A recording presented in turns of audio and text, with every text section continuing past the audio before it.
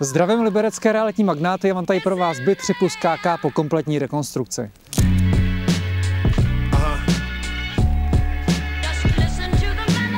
U bytů v panelových domech jsou hrozně důležité společné prostory. Tady jsou čisté, má to řád, je vidět, že se SV o to stará a to je pro vás důležité, protože těm lidem na tom tady záleží a vy tady budete každý jen procházet, takže na to vždycky dávat pozor. I ten výtah je tady hezký, je prosklený a můžete se dívat tady přes ty balkóny ven. Nejdřív se podíváme do obývacího pokoje, kde budete trávit nejvíce času. Je tady kompletně vybavená kuchyňská linka, řekl bych, že i veliká.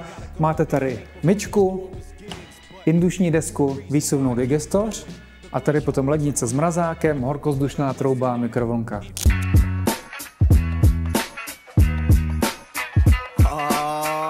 Ten prostor je vyřešený tak, že to máte na různé zóny. Tady třeba pod tím světlem si dáte jídelní stůl se židlemi a tady v té části můžete mít gauč, pohovku a tady televizi. Takže plnohodnotný obývací pokoj s jídelním stolem.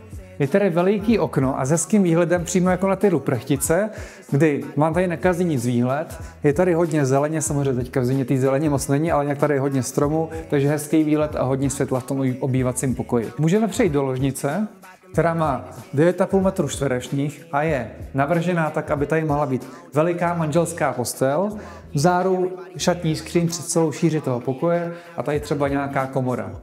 Ten byt je buď pro pár, anebo pro nějakou mladou rodinu. Takže to může být jako ložnice, případně z toho uděláte třeba jenom pracovnu. Záleží na vás. Než vám ukážu poslední pokoj, tak se půjdeme podívat do koupelny, která je za mě designově moc povedená. Jsou tady pěkný velkoformátový obklady, 60x60 s imitací betonu. Tady máte prostor pro pračku, sušičku, dáte to v pohodě nad sebe. Vedle je umyvadlo na designové desce, nad tím zrcadlo a vzadu máte vanu, což hodně lidí má radši třeba vanu než sprchový kout a vedle je záchod. Po levé straně tady je prostorná komora, kam si dáte třeba vysavač, bundy a další věci.